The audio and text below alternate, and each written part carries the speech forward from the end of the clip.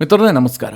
ಮಿತ್ರರೇ, ಒಂದು ರೀತಿಯಲ್ಲಿ ಗಜಪ್ರಸವದಂತಾಗಿದ್ದಂತಹ ರಾಜ್ಯ ಕ್ಯಾಬಿನೆಟ್ ವಿಸ್ತರಣೆ ಅಂತಿಮವಾಗಿ ಮುಕ್ತಾಯ ಆಗಿದೆ, ಸುಸೂತ್ರವಾಗಿ ಸಂಪನ್ನ ಆಗಿದೆ ಅಂತ ನಾನು ಹೇಳ್ತಾ ಇಲ್ಲ. ಯಾಕೆ ಕೇಳಿದ್ರೆ ಈಗಲೂ ಸಹ ಗೊಂದಲದ ಗೂಡೆ. ಸಿದ್ದರಾಮಯ್ಯನವರು ಅಧಿಕಾರ ಹಸ್ತಾಂತರ ಮಾಡುವಂತಹ ಸಂದರ್ಭದಲ್ಲಿ ಕಾಂಗ್ರೆಸ್ ಎಷ್ಟು ನಾಜೂಕಾಗಿ ನಿಭಾಯಿಸಿತ್ತೋ ಅದಕ್ಕೆ ತದ್ವಿರುದ್ಧವಾಗಿ ಈ ಕ್ಯಾಬಿನೆಟ್ ಅನ್ನು ರಚನೆ ಮಾಡಿದೆ. ಅತ್ಯಂತ ಕೆಟ್ಟ ಸಂಪ್ರದಾಯಕ್ಕೂ ಕೂಡ ಕಾಂಗ್ರೆಸ್ ನಾಂದಿ ಹಾಡಿದೆ. ಅವರು ಕೈಯಲ್ಲಿ ಸಂವಿಧಾನ ಹಿಡ್ಕೊಂಡು ಓಡಾಡ್ತಾರಲ್ಲ, ಆದರೆ ಆ ಸಂವಿಧಾನಕ್ಕೆ ಒಂದು ಮಿನಿಮಮ್ ಬೆಲೆನಾದರೂ ಕೊಡಬೇಕಾಗಿತ್ತು, ಅದನ್ನು ಕೂಡ ಕೊಟ್ಟಿಲ್ಲ. ಅದ್ರ ಬಗ್ಗೆ ಎಲ್ಲ ನಂತರ ಡಿಸ್ಕಸ್ ಮಾಡೋಣ. ಮಿತ್ರರೇ, ಈಗ ಸಚಿವ ಸಂಪುಟದಲ್ಲಿ ಕೆಲವರಿಗೆ ನಿರಾಸೆ ಆಗಿದೆ, ಅವರ ಬೆಂಬಲಿಗರು ಹೋರಾಟ ಮಾಡ್ತಾ ಇದ್ದಾರೆ, ಕೆಲವರು ರಾಜೀನಾಮೆ ಕೊಡ್ತಾ ಇದ್ದಾರೆ. 10 ಶಾಸಕರು ರಾಜೀನಾಮೆ ಕೊಡ್ತಾರೆ, 15 ಶಾಸಕರು ರಾಜೀನಾಮೆ ಕೊಡ್ತಾರೆ, ಸಾಮೂಹಿಕ ರಾಜೀನಾಮೆ ಆಗುತ್ತೆ. ಇದೇನು ಬಹಳ ಬಹುಮತದ ಸರ್ಕಾರ ಅಂತ ಇವರು ಬೇಕಾಬಿಟ್ಟಿ ನಿರ್ಧಾರ ಕೈಗೊಳ್ತಾ ಇದ್ದಾರೆ, ಅದಕ್ಕೆ ನಾವು ತಕ್ಕ ಪಾಠ ಕಲಿಸ್ತೀವಿ. ಈ ರೀತಿಯಾಗೆಲ್ಲ ಹೇಳಿಕೆಗಳು ಬರ್ತಾ ಇದ್ದಾವೆ. ಇದೆಲ್ಲವೂ ಕೂಡ ರಾಜಕೀಯದಲ್ಲಿ ಸರ್ವೇ ಸಾಮಾನ್ಯ. ನಾನು ಸಹ ಈ ಥರದ ಅನೇಕ ಕ್ಯಾಬಿನೆಟ್ ವಿಸ್ತರಣೆಯನ್ನ ಅಥವಾ ಸಂಪುಟ ಪುನರ್ರಚನೆಯನ್ನ ನೋಡಿದ್ದೀನಿ. ಪ್ರತಿ ಬಾರಿಯೂ ಕೂಡ ರಾಜೀನಾಮೆ ಪರ್ವಗಳಿರ್ತವೆ, ಕೆಲವರ ಅಸಮಾಧಾನ ಇರುತ್ತೆ, ಪ್ರತಿಭಟನೆಗಳಿರ್ತವೆ. ಅದು ಯಾವ ಪಕ್ಷದ ಸರ್ಕಾರ ಅಂತಲ್ಲ, ಎಲ್ಲ ಪಕ್ಷದ ಸರ್ಕಾರದಲ್ಲೂ ಕೂಡ ಇದ್ದಿದ್ದೆ. ಆದರೆ ನಿನ್ನೆ ಕಾಂಗ್ರೆಸ್ನ ಹೈಕಮಾಂಡ್ ಒಂದು ಮೇಜರ್ ಮಿಸ್ಟೇಕ್ ಮಾಡಿದೆ. ಸಹಜವಾಗಿ ಇದು ಕಾಂಗ್ರೆಸ್ಗೆ ಮುಂದಿನ ದಿನಗಳಲ್ಲಿ ಬಹಳ ದುಬಾರಿ ಆಗುವಂತಹ ಸಾಧ್ಯತೆಯೂ ಕೂಡ ಇದೆ. ಒಂದು ವೇಳೆ ಬಿಜೆಪಿ ಸರಿಯಾಗಿ ಎಚ್ಚೆತ್ತುಕೊಂಡಿದ್ದೆ ಆದರೆ ಅವರಿಗೆ ಕಮ್ಬ್ಯಾಕ್ ಮಾಡೋದಕ್ಕೆ ಒಂದು ಬೆಸ್ಟ್ ಅವಕಾಶವನ್ನು ಕಾಂಗ್ರೆಸ್ಸೇ ನಿರ್ಮಾಣ ಮಾಡಿಕೊಡ್ತಾ ಇದೆ. ಆದರೆ ಬಿಜೆಪಿಯವರು ಏನು ಮಾಡ್ತಾರೆ ನನಗೆ ಗೊತ್ತಿಲ್ಲ. ಯಾಕೆ ಕೇಳಿದ್ರೆ ಕರ್ನಾಟಕದ ಬಿಜೆಪಿ ಒಂಥರ ICUನಲ್ಲಿದೆ. ಆದರೆ ಕಾಂಗ್ರೆಸ್ನವರೇ ಬಿಜೆಪಿಗೆ ಚಿನ್ನದ ತಟ್ಟೆಯಲ್ಲಿ ಒಂದು ಅವಕಾಶವನ್ನಿಟ್ಟು ಕೊಡೋದಕ್ಕೆ ಬಂದಿದ್ದಾರೆ. ಇದು ರಾಜಕೀಯವಾಗಿ ಬಹಳ ಪ್ರಾಮುಖ್ಯವಾದಂತಹ ವಿಚಾರ. ಇದರ ಬಗ್ಗೆ ನಾನು ಈ ವಿಡಿಯೋದಲ್ಲಿ ನಿಮಗೆ ಡೀಟೇಲ್ ಆಗಿ ತಿಳಿಸ್ಕೊಡ್ತೀನಿ. ಈ ಸಂಪುಟ ವಿಸ್ತರಣೆ ಇದೆಯಲ್ಲ, ಇದು DK ಶಿವಕುಮಾರ್ ಅವರಿಗೆ ಮುಳುವಾಗತ್ತಾ ಅಥವಾ ವರ ಆಗತ್ತಾ, ಇದ್ರ ಬಗ್ಗೆ ಹೇಳ್ತೀನಿ. ನೀವು ಈ ವಿಡಿಯೋನ ಕೊನೆವರೆಗೂ ಮಿಸ್ ಮಾಡದೆ ನೋಡಿ.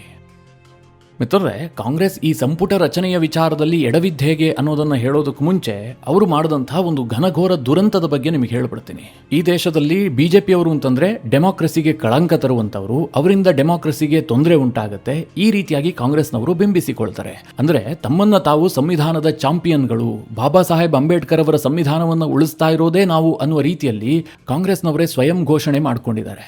ಆದರೆ ಮಿತ್ರರೇ, ಮಾತನಾಡೋದಕ್ಕೂ ಆಚರಣೆಗೂ ಎಷ್ಟು ವ್ಯತ್ಯಾಸ ಇರುತ್ತೆ ಅನ್ನೋದಕ್ಕೆ ಈ ಸಂಪುಟ ರಚನೆ ಆಯ್ತಲ್ಲ, ಆ ಸಂದರ್ಭದ ಕೆಲವೊಂದಷ್ಟು ವಿದ್ಯಮಾನಗಳು ಪ್ರತ್ಯಕ್ಷ ಸಾಕ್ಷಿ ಅಂತಿದೆ. ಅದೇನು ಕೇಳಿದ್ರೆ, ಮೊದಲನೇದಾಗಿ ಈ ಸಂಪುಟ ರಚನೆ ಇದೆಯಲ್ಲ, ಇದು CM ಅವರ ಪರಮಾಧಿಕಾರ.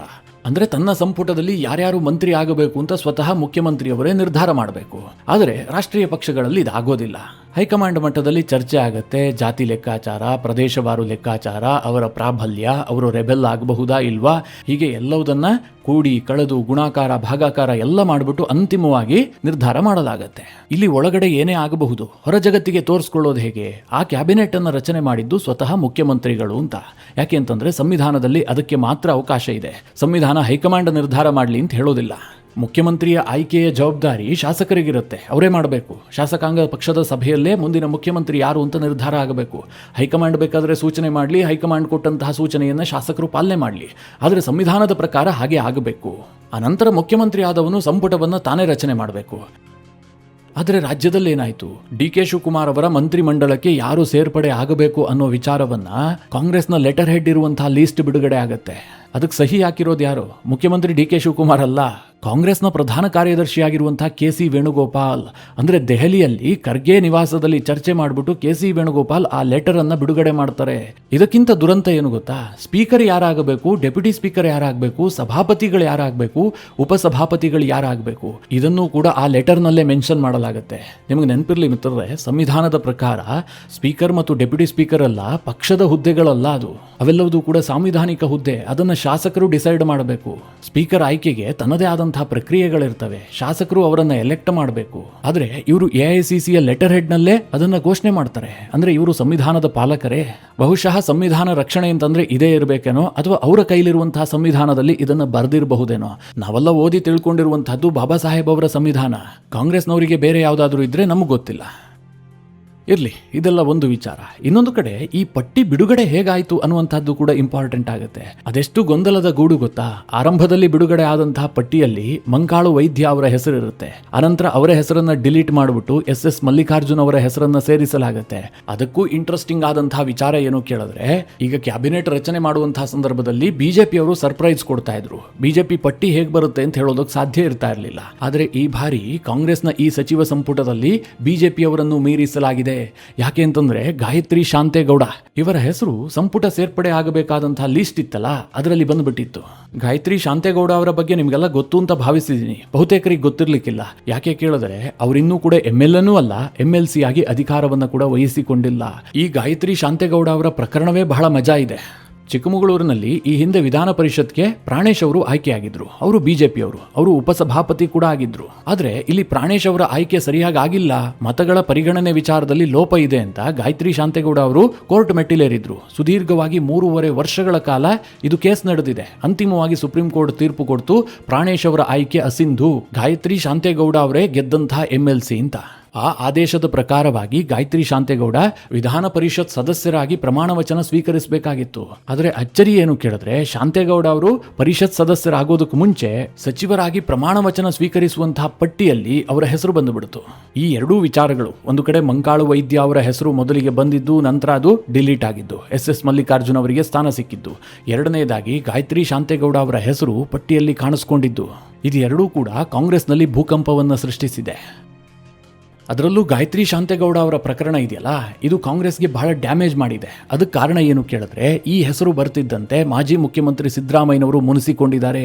ಯಾವ ಮಟ್ಟಿಗೆ ಮುನಿಸಿಕೊಂಡ್ರು ಕೇಳಿದ್ರೆ, ನೂತನ ಸಚಿವರ ಪ್ರಮಾಣ ವಚನ ಕಾರ್ಯಕ್ರಮಕ್ಕೆ ಸಿದ್ದರಾಮಯ್ಯನವರು ಗೈರು ಹಾಜರಾದರು. ಅದನ್ನ ಬಹಿಷ್ಕರಿಸಿ ಸೆಡ್ಡು ಹೊಡೆದ್ರು. ಸಿದ್ದರಾಮಯ್ಯನವರಿಗೆ ಪೂರ್ವ ನಿಯೋಜಿತ ಯಾವುದೋ ಕಾರ್ಯಕ್ರಮ ಇತ್ತು, ಅವರು ಬೆಂಗಳೂರಿನಲ್ಲೇ ಇಲ್ಲ ಅಂತೇನಿಲ್ಲ, ಅವರು ಬೆಂಗಳೂರಿನಲ್ಲೇ ಇದ್ರು, ಕಾವೇರಿ ನಿವಾಸದಲ್ಲೇ ಇದ್ರು. ಆದರೂ ಕೂಡ ಈ ಕಾರ್ಯಕ್ರಮಕ್ಕೆ ಅವರು ಬಂದಿಲ್ಲ.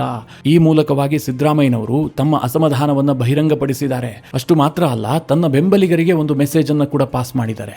ಸಿದ್ದರಾಮಯ್ಯನವರಿಗೆ ಗಾಯತ್ರಿ ಶಾಂತೇಗೌಡ ಹೆಸರು ಬರ್ತಿದ್ದ ಹಾಗೆ ಬೇಸರ ಆಗೋದಕ್ಕೇನು ಕಾರಣ? ಓರ್ವ ಮಹಿಳೆಗೆ ಸ್ಥಾನ ಸಿಕ್ಕಿದೆ ಅಂತ ಖುಷಿ ಪಡಬೇಕಲ್ವಾ? ಅದು ಅಲ್ಲದೆ ಗಾಯತ್ರಿ ಶಾಂತೇಗೌಡ ಅವರು ಕುರುಬ ಸಮುದಾಯಕ್ಕೆ ಸೇರಿದಂತಹ ಮಹಿಳೆ. ಹೀಗಾಗಿ ಸಿದ್ದರಾಮಯ್ಯನವರಿಗೆ ಬೇಸರ ಆಗೋದಕ್ಕೆ ಕಾರಣವೇ ಇಲ್ವಲ್ಲ ಅಂತ ನಿಮ್ಗೆ ಅನಿಸಬಹುದು. ಆದರೆ ಅದರ ಹಿಂದೆಯೂ ಕೂಡ ಒಂದು ಇಂಟ್ರೆಸ್ಟಿಂಗ್ ಆದಂತಹ ಅಂಶ ಇದೆ. ಈಗ ಹೊಸದಾಗಿ ಮಂತ್ರಿಮಂಡಲ ರಚನೆ ಆಗಿದೆಯಲ್ಲ, ಈ ಇಡೀ ಪ್ರಕ್ರಿಯೆಯಲ್ಲೇ ಸಿದ್ದರಾಮಯ್ಯನವರಿಗೆ ಹಿನ್ನಡೆ ಆಗಿದೆ. ಸಿದ್ದರಾಮಯ್ಯನವರನ್ನ ಕಡೆಗಣಿಸಲಾಗಿದೆ. ಸಿದ್ದರಾಮಯ್ಯನವರು ಸೂಚಿಸಿದಂತಹ ಹೆಸರುಗಳಿಗೆ ಹೆಚ್ಚಿನ ಮನ್ನಣೆ ಕೊಟ್ಟಿಲ್ಲ. ಅದರಲ್ಲೂ ಮುಖ್ಯವಾಗಿ ಸಿದ್ದರಾಮಯ್ಯನವರು ಒಂದು ಹೆಸರಿಗಾಗಿ ಪಟ್ಟು ಹಿಡಿದಿದ್ರು. ಆ ಹೆಸರು ಯಾವುದು ಕೇಳಿದ್ರೆ, ಹಾವೇರಿ ಜಿಲ್ಲೆಯ ಬ್ಯಾಡಗಿ MLA ಆಗಿರುವಂತಹ ಬಸವರಾಜ ಶಿವಣ್ಣನವರ. ಇವರನ್ನು ಮಂತ್ರಿ ಮಾಡ್ತೀನಿ ಅಂತ ಸಿದ್ದರಾಮಯ್ಯನವರು ಭರವಸೆ ಕೊಟ್ಟಿದ್ರು. ಶಿವಣ್ಣನವರು ಕೂಡ ಬಹಳ ಖುಷಿಯಲ್ಲೇ ಇದ್ರು. ಅವರ ಕ್ಷೇತ್ರದಲ್ಲಿ ಸಂಭ್ರಮ ಮುಗಿಲು ಮುಟ್ಟಿತ್ತು. ಯಾಕೆಂದ್ರೆ ಸಿದ್ದರಾಮಯ್ಯ ಮಾತು ಕೊಟ್ಟ ಮೇಲೆ ಮತ್ತದೇನಾದ್ರೂ ಉಲ್ಟಾ ಆಗೋದಕ್ಕೆ ಸಾಧ್ಯ ಇದೆಯಾ? ಹೀಗಾಗಿ ಬಸವರಾಜ ಶಿವಣ್ಣನವರು ಸಿಕ್ಕಾಪಟ್ಟೆ ಕಾನ್ಫಿಡೆಂಟ್ ಆಗಿದ್ರು. ಆದರೆ ಪಟ್ಟಿಯಲ್ಲಿ ಶಿವಣ್ಣನವರ ಹೆಸರು ಬರಲೇ ಇಲ್ಲ. ಸಿದ್ದರಾಮಯ್ಯನವರು ಈ ಬಗ್ಗೆ ಸ್ಪಷ್ಟವಾಗಿ ಹೈಕಮಾಂಡ್ಗೆ ಮೊದಲೇ ತಿಳಿಸಿದ್ರಂತೆ, ನನ್ನ ಸಮುದಾಯದಿಂದ ಇವರಿಗೆ ಸ್ಥಾನಮಾನ ಸಿಗಲೇಬೇಕು, ಇವರನ್ನ ಮಂತ್ರಿ ಮಾಡಲೇಬೇಕು ಅಂತ. ಆದರೆ ಹೈಕಮಾಂಡ್ ಏನು ಮಾಡಿದೆ ಕೇಳಿದ್ರೆ, ಬಸವರಾಜ ಶಿವಣ್ಣನವರ ಹೆಸರನ್ನು ಕೈ ಬಿಟ್ಬಿಟ್ಟು ಗಾಯತ್ರಿ ಶಾಂತೇಗೌಡಗೆ ಮಣೆ ಹಾಕಿದೆ. ಯಾಕೆ ಕೇಳಿದ್ರೆ, ಕ್ಯಾಬಿನೆಟ್ನಲ್ಲಿ ಒಬ್ಬರಾದ್ರೂ ಮಹಿಳಾ ಸಚಿವರು ಇರಬೇಕು ಅಂತ. ಈ ಬೆಳವಣಿಗೆಯ ಹಿಂದೆ DK ಶಿವಕುಮಾರ್ ಏನಾದ್ರು ಇದಾರ ಕೇಳಿದ್ರೆ, ಖಂಡಿತವಾಗ್ಲೂ ಇಲ್ಲ. ಅವರು ಈ ಆಯ್ಕೆಯ ಹಿಂದೆ ಯಾವುದೇ ರೀತಿಯಲ್ಲೂ ಕೈ ಆಡಿಸಿಲ್ಲ. ಹಾಗಾದ್ರೆ ನಿರ್ಧಾರ ಮಾಡಿದ ಯಾರು ಕೇಳಿದ್ರೆ, ಸ್ವತಃ ಮಲ್ಲಿಕಾರ್ಜುನ ಖರ್ಗೆ ಅವರಂತೆ. ಹೀಗಾಗಿ ಸಿದ್ದರಾಮಯ್ಯನವರು ಈ ಹೆಸರು ಕೇಳುತ್ತಿದ್ದ ಹಾಗೆ ಸಿಡಿದು ಬಿದ್ರು. ಹೈಕಮಾಂಡ್ಗೆ ನೇರವಾಗಿ ಕರೆ ಮಾಡಿಬಿಟ್ಟು, ಗಾಯತ್ರಿ ಶಾಂತೇಗೌಡ ಮಂತ್ರಿ ಆಗಿದ್ದೆ ಆದ್ರೆ ನಾನು ನನ್ನ ಮಗನ ಕೈಲೇ ರಾಜೀನಾಮೆಯನ್ನ ಕೊಡಿಸ್ತೀನಿ ಅಂತ ಧಮಕಿ ಹಾಕಿದ್ರಂತೆ.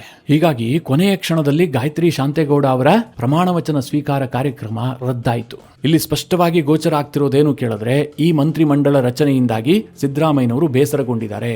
ಅವರು ಮೊದಲನೇದಾಗಿ ಆ ಕಾರ್ಯಕ್ರಮಕ್ಕೆ ಬಂದಿಲ್ಲ. ಅದಾದ ಬಳಿಕ ಬೇಸರ ವ್ಯಕ್ತಪಡಿಸಿದ್ದಾರೆ. ಹೈಕಮಾಂಡ್ಗೆ ಫೋನ್ ಮಾಡಿಬಿಟ್ಟು ತನ್ನ ಅಸಮಾಧಾನವನ್ನ ಸ್ಪಷ್ಟವಾಗಿ ಹೇಳಿಬಿಟ್ಟಿದ್ದಾರೆ. ಇದರ ಜೊತೆಗೆ ಸಿದ್ದರಾಮಯ್ಯನವರಿಗೆ ಅಸಮಾಧಾನ ಆಗೋದಕ್ಕೆ ಇನ್ನೂ ಕೆಲ ಕಾರಣಗಳಿದ್ದಾವೆ. ಸಿದ್ದರಾಮಯ್ಯನವರ ಸಚಿವ ಸಂಪುಟದಲ್ಲಿ ಇದ್ದಂತಹ ಕೆಲ ಸಚಿವರುಗಳನ್ನ ಕೈ ಬಿಡಲಾಗಿದೆ, ಅಂದ್ರೆ ಸಿದ್ದು ಆಪ್ತರನ್ನ. ಎರಡನೇದಾಗಿ ಕ್ಯಾಬಿನೆಟ್ ರಚನೆಗೆ ತಾನು ಕೊಟ್ಟಂತಹ ಹೆಸರುಗಳನ್ನ ಪರಿಗಣಿಸಲೇ ಇಲ್ಲ.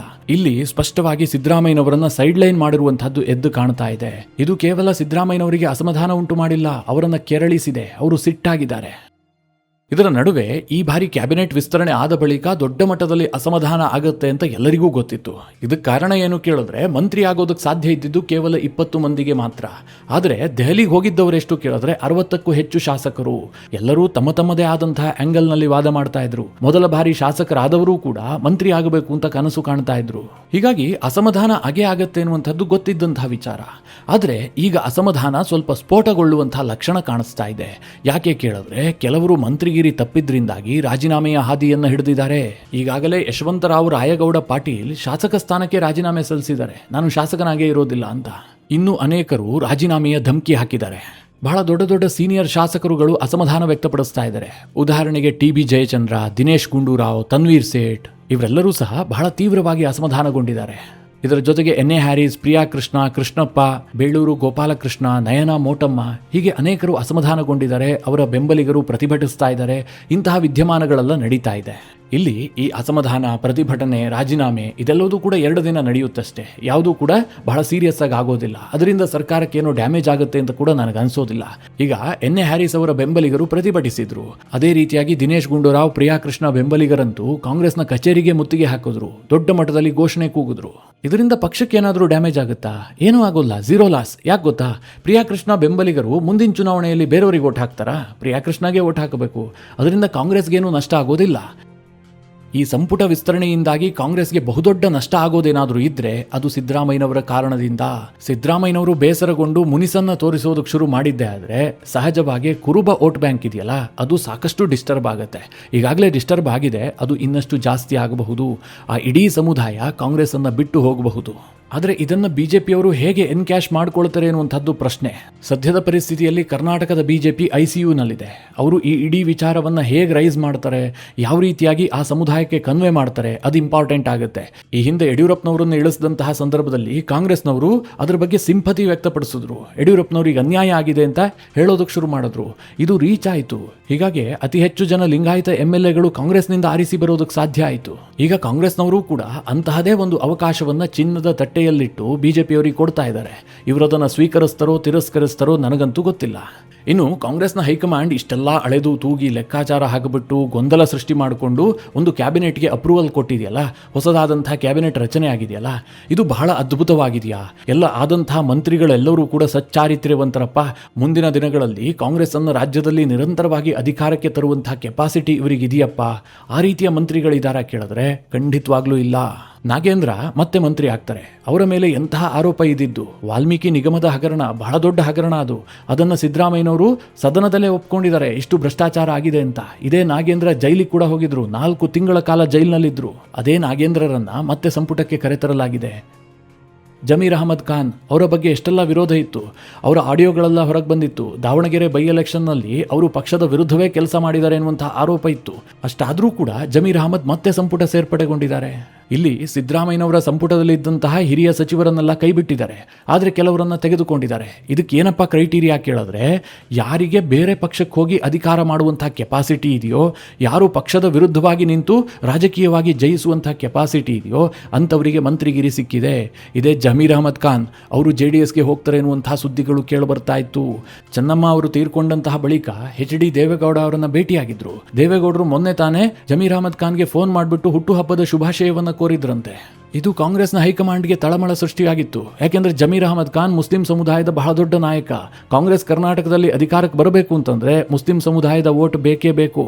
ಇಲ್ಲದೆ ಹೋದ್ರೆ ಇವರು 30% ಅನ್ನು ದಾಟೋದಿಲ್ಲ. ಹೀಗಾಗಿ ಜಮೀರ್ ಅಹಮದ್ ಖಾನ್ರನ್ನ ಅನಿವಾರ್ಯವಾಗಿ ಸಂಪುಟಕ್ಕೆ ಸೇರ್ಪಡೆ ಮಾಡಿಕೊಂಡಿದ್ದಾರೆ. ಇನ್ನು SS ಮಲ್ಲಿಕಾರ್ಜುನ್ ಅವರನ್ನ ಕೈಬಿಡಲಾಗಿತ್ತು. ದಾವಣಗೆರೆ ರಾದ್ಧಾಂತಕ್ಕೆ ಅವರೇ ಕಾರಣ. ಮಗನಿಗೆ ಟಿಕೆಟ್ ಸಿಗಬೇಕು ಅಂತ ಪಟ್ಟು ಹಿಡಿದು ಟಿಕೆಟ್ ತೆಗೆದುಕೊಂಡಿದ್ರು. ಟಿಕೆಟ್ ಹಂಚಿಕೆಯ ಸಂದರ್ಭದಲ್ಲೇ ಹೈಕಮಾಂಡ್ಗೆ ಸೆಡ್ ಹೊಡೆದಿದ್ರು. ಅಂತಹ SS ಮಲ್ಲಿಕಾರ್ಜುನ್ರನ್ನ ಸಂಪುಟಕ್ಕೆ ಸೇರ್ಪಡೆಗೊಳಿಸೋದಕ್ಕೆ ಕಾರಣ ಏನು ಕೇಳಿದ್ರೆ, ಅವರು ಧಮಕಿ ಹಾಕಿದ್ದಾರೆ. ಒಂದು ವೇಳೆ ನನ್ನನ್ನು ಮಂತ್ರಿ ಮಾಡಿಲ್ಲ ಅಂತಂದ್ರೆ ನಮ್ಮ ಇಡೀ ಕುಟುಂಬ ರಾಜೀನಾಮೆ ಕೊಡುತ್ತೆ ಅಂತ. SS ಮಲ್ಲಿಕಾರ್ಜುನ್ಗೆ ಆಪ್ಷನ್ ಇದೆ, ಬಿಜೆಪಿ ಪಕ್ಷ ಇದೆ, ಅವರು ಲಿಂಗಾಯತ ಸಮುದಾಯದ ನಾಯಕ. ಹೀಗಾಗಿ ಕಾಂಗ್ರೆಸ್ ಹೈಕಮಾಂಡ್ಗೂ ಕೂಡ ಹೆದರಿಕೆ ಆಗಿದೆ. ಇನ್ನು ಸಂತೋಷ್ ಲಾಡ್ ಅವರಿಗೆ JDS ಆಪ್ಷನ್ ಇದ್ದೇ ಇದೆ. ಹೀಗಾಗಿ ಇವರೆಲ್ಲ ಮಂತ್ರಿ ಆದ್ರು. TB Jayachandra, Dinesh Gundu Rao, HC Mahadevappa, MC Sudhakar, HK Patil ಇಂಥವರೆಲ್ಲರೂ ಕೂಡ ಸೈಡ್ ಲೈನ್ ಆದ್ರು. ಯಾಕೆ ಕೇಳಿದ್ರೆ ಅವರಿಗೆ ರೆಬೆಲ್ ಆಗೋದಕ್ಕೂ ಕೂಡ ಅವಕಾಶ ಇಲ್ಲ. ಕಾಂಗ್ರೆಸ್ ಬಿಟ್ಟು ಬೇರೆ ಯೋಚನೆ ಮಾಡೋದಕ್ಕೂ ಕೂಡ ಅವಕಾಶ ಇಲ್ಲ. ಸದ್ಯ ಇಷ್ಟೆಲ್ಲ ಗೊಂದಲ ಆಗಿರುವಂತಹ ಸಂದರ್ಭದಲ್ಲಿ ಮುಖ್ಯಮಂತ್ರಿ DK ಶಿವಕುಮಾರ್ ಒಂದು ಹೇಳಿಕೆ ಕೊಟ್ಟರು. ಯಾವುದೇ ಶಾಸಕರು ರಾಜೀನಾಮೆ ಕೊಟ್ಟರೂ ಕೂಡ ನಾವು ಸ್ವೀಕರಿಸ್ತೀವಿ, ವಿತಿನ್ ಫ್ಯೂ ಮಿನಿಟ್ಸಲ್ಲಿ ಅದನ್ನು ಅಕ್ಸೆಪ್ಟ್ ಮಾಡಿಬಿಡ್ತೀನಿ ಅಂತ. ರಾಜಕಾರಣದಲ್ಲಿ ತಾಳ್ಮೆ ಬಹಳ ಮುಖ್ಯ. ನಾನು ಕೂಡ ತಾಳ್ಮೆಯಿಂದ ಕಾದಿದ್ದೀನಿ. ಈ ಹಿಂದೆ ಧರ್ಮಸಿಂಗ್ ಸಂಪುಟದಲ್ಲಿ ನನ್ನನ್ನು ಸೇರಿಸ್ಕೊಂಡಿರಲಿಲ್ಲ. ಸಿದ್ದರಾಮಯ್ಯನವರು ಕೂಡ ಆರಂಭದಲ್ಲಿ ಹೊರಗಿಟ್ಟಿದ್ರು. ಆ ತಾಳ್ಮೆಯಿಂದ ಕಾದಿದ್ದಕ್ಕೆ ನಾನು ಇವತ್ತು ಮುಖ್ಯಮಂತ್ರಿ ಆಗಿದ್ದೀನಿ. ಹಿಂದೆಯೂ ಕೂಡ ಇಂತಹದ್ದು ಬಹಳಷ್ಟು ನಡೆದಿದೆ. ಅನಂತರದಲ್ಲಿ ರಾಜಕೀಯದಲ್ಲಿ ಯಶಸ್ಸು ಸಿಕ್ಕಿದೆ. ಹೀಗಾಗಿ ತಾಳ್ಮೆಯಿಂದ ಕಾಯೋದಾದ್ರೆ ಕಾಯಿರಿ, ಇಲ್ಲದೆ ಹೋದ್ರೆ ರಾಜೀನಾಮೆ ಕೊಟ್ಟರೆ ಸ್ವೀಕರಿಸ್ತೀನಿ, ಅದಕ್ಕೆಲ್ಲ ಬಗ್ಗೋದಿಲ್ಲ ಅಂತ DK ಶಿವಕುಮಾರ್ ಸಂದೇಶ ಕೊಟ್ಟಿದ್ದಾರೆ. DK ಶಿವಕುಮಾರ್ ರಾಜಕೀಯದಲ್ಲಿ ಟ್ರಬಲ್ ಶೂಟರ್ ಅಂತಲೇ ಪ್ರಖ್ಯಾತಿ ಗಳಿಸಿದಂಥವ್ರು. ಆದರೆ ಈ ಹೊಸ ಕ್ಯಾಬಿನೆಟ್ ಉಂಟು ಮಾಡಿರುವಂತಹ ಟ್ರಬಲ್ ಇದೆಯಲ್ಲ, ಇದನ್ನ ಡಿ ಕೆ ಶಿವಕುಮಾರ್ ಪರಿಹರಿಸಿಕೊಳ್ತಾರೆ ಅಂತ ನನಗನ್ನಿಸ್ತಾ ಇಲ್ಲ. ಈಗ ಸರ್ಕಾರಕ್ಕೆ ಒಂದು ಹುಣ್ಣಾಗಿದೆ, ಇದು ವಾಸಿಯಾಗದಂತಹ ಹುಣ್ಣಾಗಬಹುದು ಹಾಗಂತ ಅನಿಸೋದಕ್ಕೆ ಶುರುವಾಗಿದೆ. ನೋಡೋಣ ಮುಂದೆ ಏನಾಗುತ್ತೆ ಅಂತ. ಮಿತ್ರರೇ, ಈ ಇಡೀ ವಿಚಾರದ ಕುರಿತಾಗಿ ನೀವೇನು ಹೇಳ್ತೀರಿ? ನಿಮ್ಮ ಅನಿಸಿಕೆ ಅಭಿಪ್ರಾಯವನ್ನು ಕಮೆಂಟ್ ಮಾಡುವ ಮೂಲಕ ನಮಗೆ ತಿಳಿಸಿ. ಹಾಗೆ ನಿಮಗೆ ಈ ವಿಡಿಯೋ ಇಷ್ಟವಾದರೆ ಲೈಕ್ ಮಾಡಿ. ಜೊತೆಗೆ ನೀವಿನ್ನೂ ನಿಮ್ಮ ನೆಚ್ಚಿನ ಸಂಸ್ಕಾರ ಸೌರಭ ಯೂಟ್ಯೂಬ್ ಚಾನಲ್ನ ಸಬ್ಸ್ಕ್ರೈಬ್ ಮಾಡಿಲ್ಲ ಅಂತಾದರೆ ಈ ಕೂಡಲೇ ಸಬ್ಸ್ಕ್ರೈಬ್ ಮಾಡಿ. ಮುಂದಿನ ಎಲ್ಲ ಅಪ್ಡೇಟ್ಗಳ ನೋಟಿಫಿಕೇಷನ್ಗಾಗಿ ಬೆಲ್ ಐಕಾನ್ ಒತ್ತಿ.